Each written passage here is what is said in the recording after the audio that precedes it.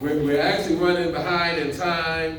We're kind of flipping around, but we got some great stuff for you. So we're talking about the bag. Who got the bag? Oh man, you know what? JT, can you make a note for me that next meeting, next session, we won't feed these guys. Because we didn't feed these guys, and all of a sudden, they didn't,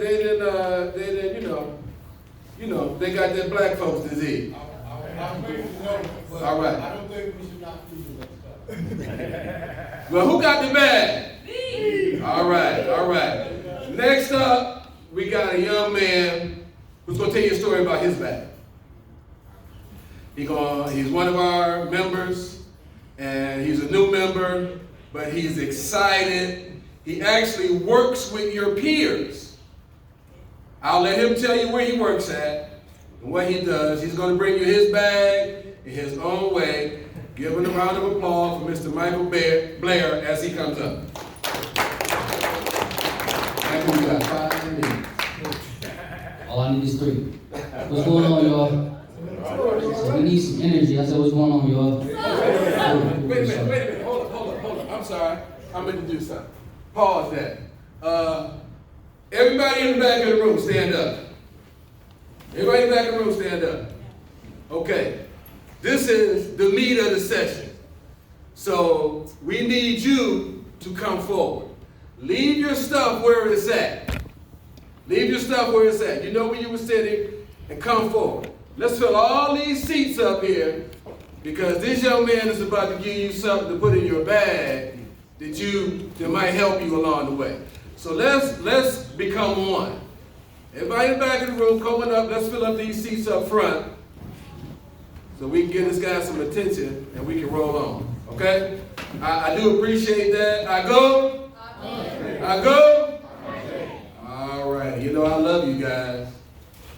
I'm going to cry when y'all go home today. I ain't got attached to y'all. Keep looking at y'all, loving on y'all. You know what? I see you 5 years from now. I see you 10 years from now. I kind of wish I was back your age, because I do some things different. If I had this, oh man, I'd be unstoppable. All right, so again, Mr. Michael Blair. Let's give it up for Mr. Ware one more time. So my bag is a little bit different. I'm going to give you a bag in terms of reflection.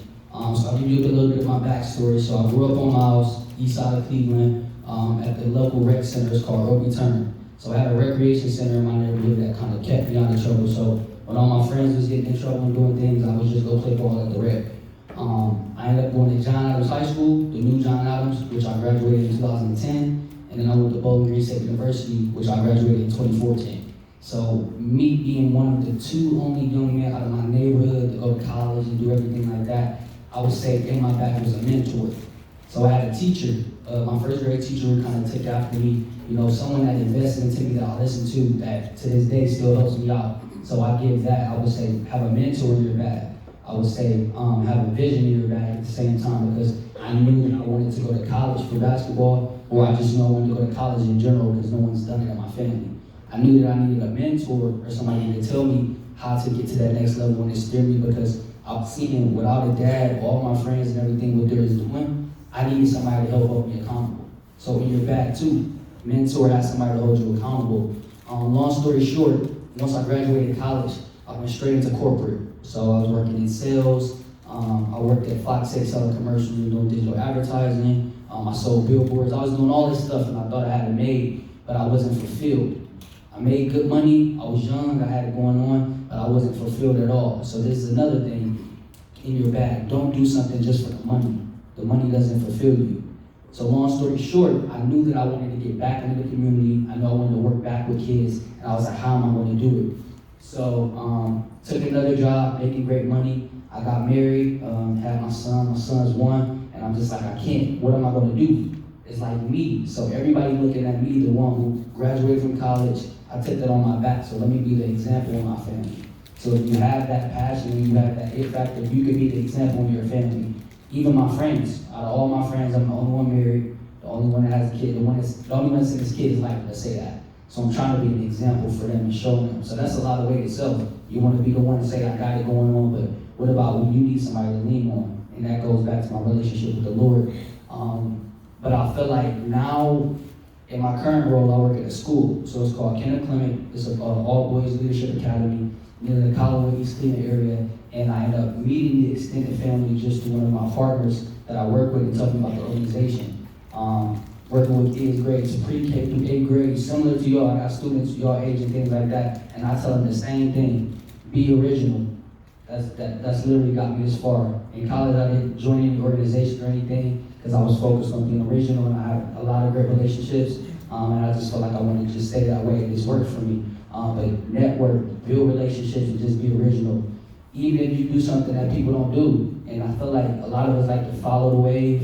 You don't have to follow the wave, man. You don't have to play sports if you don't want to. I play sports. You don't have to go to school if you don't want to. But I encourage that because I'm trying to tell you, if you do that, what's going to happen differently? You got to get it right now. So I tell my little guys that, and of course sometimes you're like, I'm going to do my own thing, Mr. Blair, I really don't care. But when I start talking to them more and more, they'll come into my office and be like, you was right.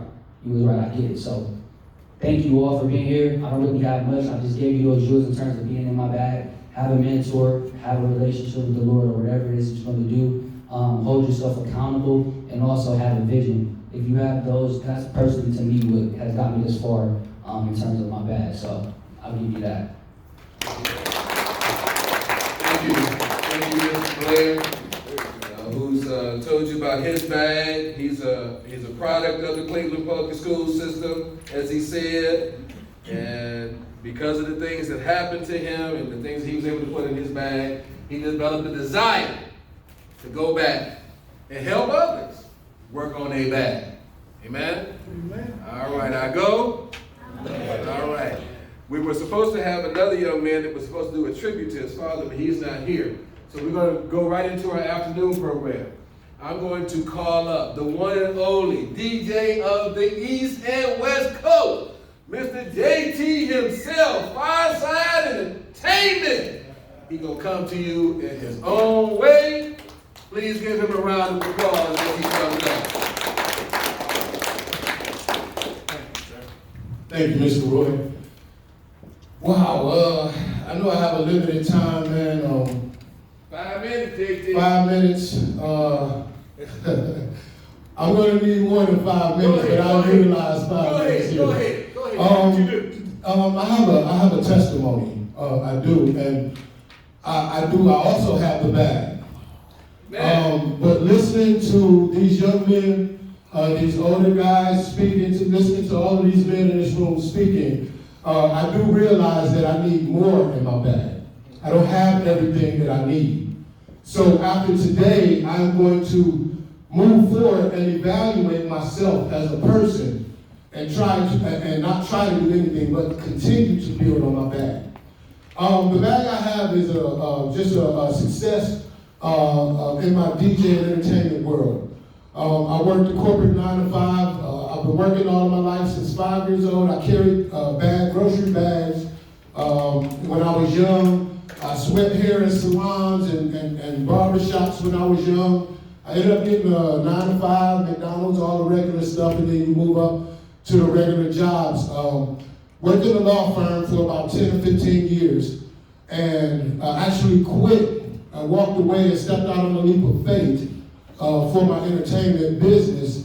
And I only did it for a couple different reasons. One, I had faith. I was scared. I was scared because I was raising a family at the time, but I had faith, and I had a couple people that supported me, that gave me the energy and the will to do it. I had a young man tell me that I had tenacity. I mean, no, tenacity is or means. Okay. Tenacity is the will. I'll just explain it. Tenacity is the will or ability to grip something, to have a strong grip on something. And it was my entertainment and DJ life. And I took that and I squeezed it harder and did more. And it eventually elevated me to a point where I was able to walk away fearless, with fear. I was able to walk away from the job, stepped out on a leap of faith.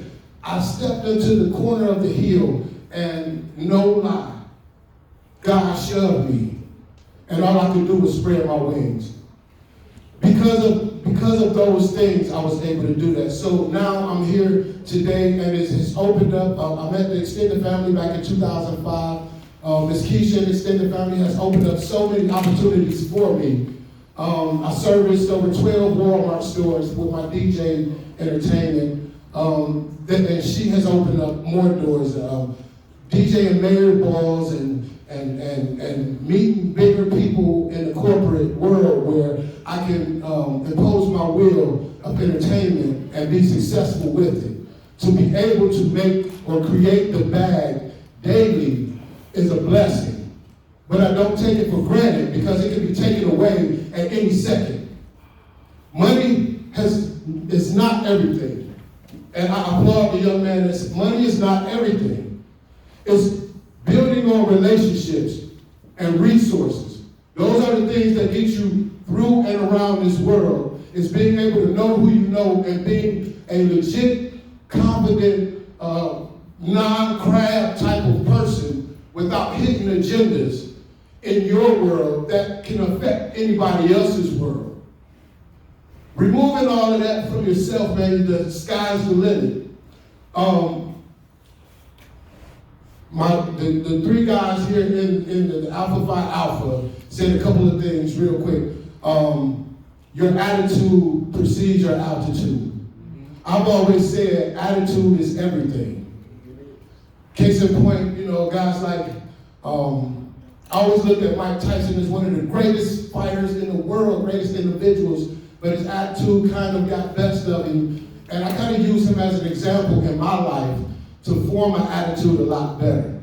So attitude is everything. Even when people are being mean to you and saying things to you or about you, you have to keep a certain attitude and move forward, and you have to show it. Not only just have it, but you have to just show it. Oh, you mean me? Okay, have a nice day. Appreciate that. And you walk away. That way, you don't allow it to carry on you and take you into a negative space. Another thing real quick. You have leaders and you have yes men. Leaders lead. Yes men take orders. And if that's your life or your history or your legacy from your elders, then that's who you are. Doesn't necessarily mean it's a bad thing. Taking orders is not necessarily a bad thing. You just chose not to lead your own life and walk your own walk. So, leaders lead. Yes men take orders. But if you are a wise and great leader, you can take an order.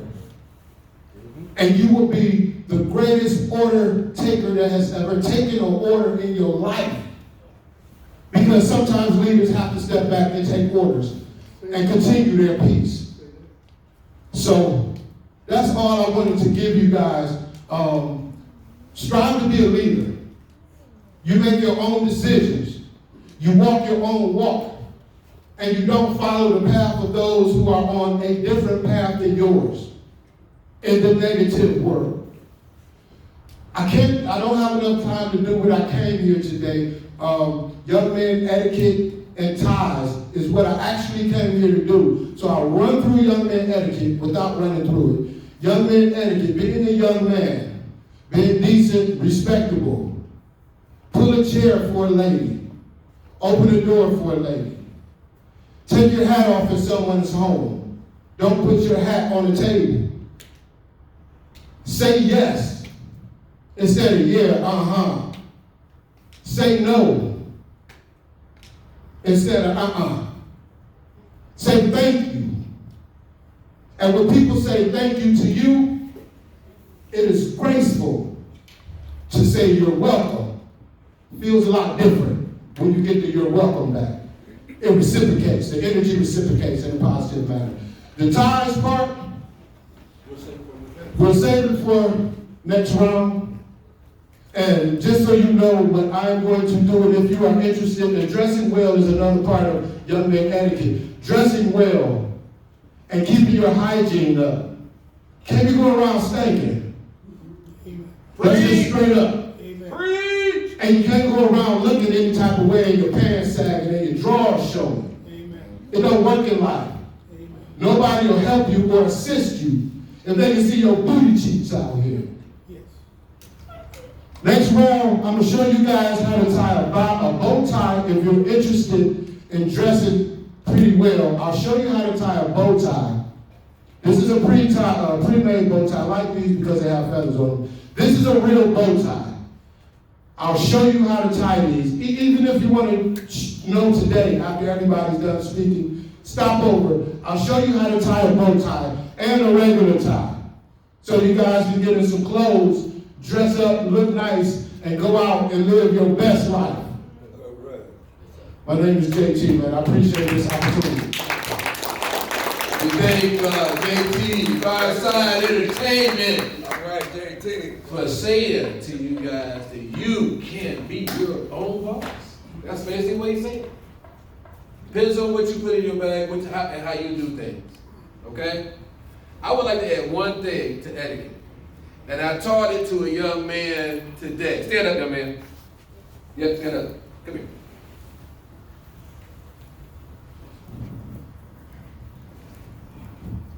What did you just learn? I want you to take this and I want you to tell your peers what you just learned. What you just learned. You speak it to the mic. If I want people to notice me, I have to make myself known. How do you do that? Talking to people. How else? What did I just do?